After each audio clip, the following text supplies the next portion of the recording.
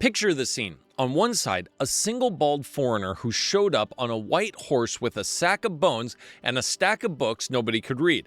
On the other side, 2,000 of China's most powerful priests, furious, ready to run him out of the country. So the emperor goes, "Fine, let's settle this the normal way. We'll throw both of your scriptures into a bonfire, and whoever's holy books burn loses."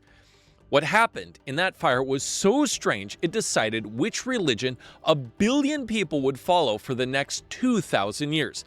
Giant golden men, floating bones, a dream that rewired an empire. This is the story of how Buddhism came to China. So Confucianism and Taoism are two religions that originated in China. But how did Buddhism manage to come all the way from India and take root in the East? Well, there's a legend that's been passed down about how one emperor changed the course of Chinese history. So, it all started with a man named Confucius. The big fella was a fixture in Chinese people's brains for years. His teachings were simple and practical. Study hard, know your place, check up on your parents, family values. The suburban moms loved him. China was on its way to becoming another boring and successful country. But then, a rebel showed up. His name was Laozi, or in English, the Old Master. Family values? Forget that stuff. Just follow the way. But what is the way? Who knows? Once you put it into words, it's not the way. Well, the old guy was a big hit with the college freshmen, and somehow the two gurus got along just fine. So now Chinese people were spiritually covered for every stage of their lives. You could read Dao De Jing while backpacking across Europe in your 20s and fall back on the analects when you end up as a middle manager at Verizon in your 30s. Everything was in balance until one emperor decided to throw it all into chaos. So back in the Han Dynasty, there was Emperor Ming, Han Ming. And one day, Emperor Ming had a dream in which he saw a man who was gold and 10 feet tall walking towards him. So he got up and asked one of his advisors, who specializes in spiritual affairs, what this dream is all about.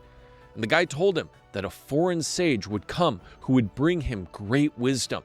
So when a monk named Kasyapa Matanga came from India, riding on a white horse and carrying Buddhist scriptures and relics, Emperor Ming welcomed him with open arms. He read the texts and soon became a Buddhist himself. But the Taoists weren't having it. The Taoist masters from China's 5 sacred mountains all gathered together in front of Emperor Ming. Let me read you the quote. "The system established by us has been venerated as supreme by people all over the country, high, middle, and low, by everyone from emperor to populace, from ancient times to the present.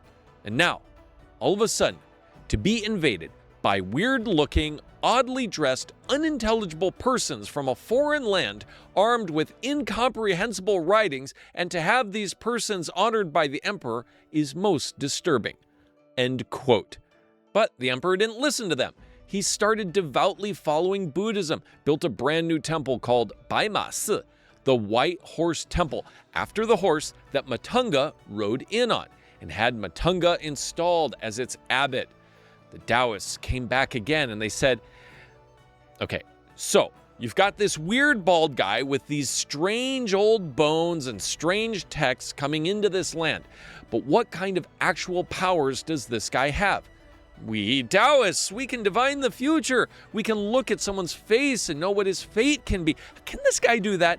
The emperor has always followed the Taoist tradition. If you're going to throw that away, let us first test the guy. So, a trial of supernatural powers was set up. 2 giant tents, one with Buddhist scriptures and relics, which are basically the bones of Buddhist sages that are supposed to have magical powers, and one with Taoist scriptures. Over 2,000 Taoists showed up, old, young, and the like. Also, a bunch of government officials showed up to offer their support for the Taoists. It seemed like everyone was in the Taoist camp.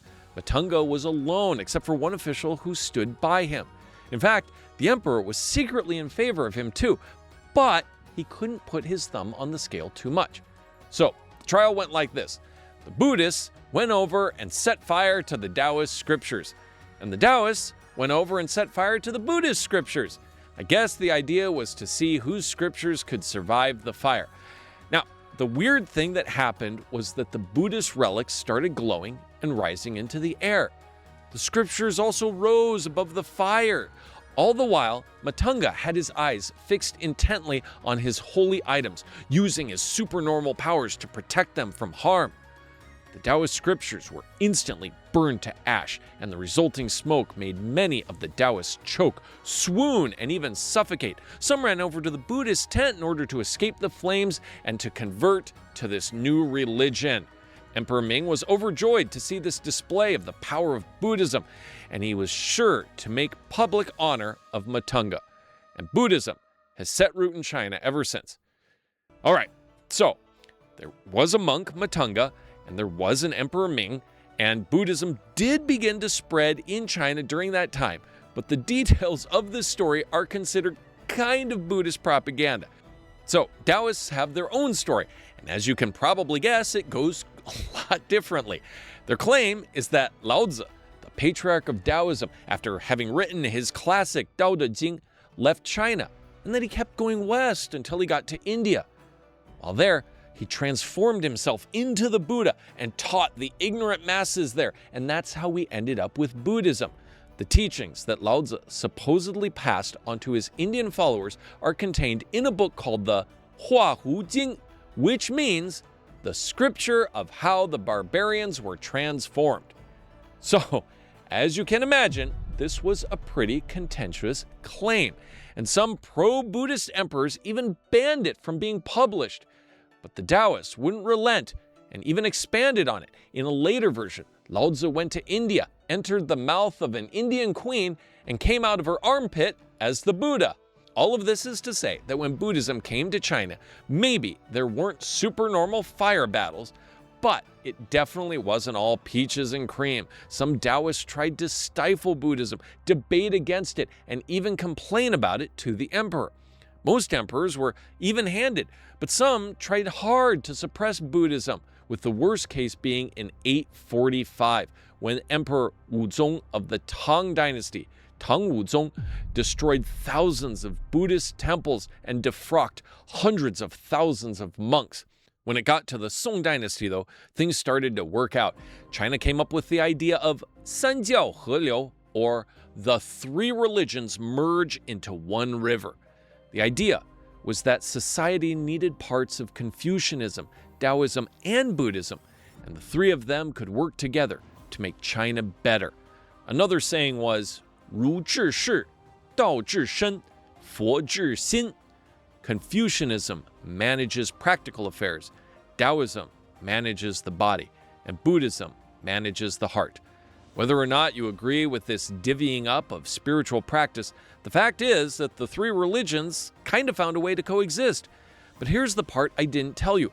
Everything in this video was about the books, the scriptures that rode in on the white horse, the texts they set on fire in that trial. Two whole religions arguing over whose writing was holier. That's how the institution of Buddhism got to China.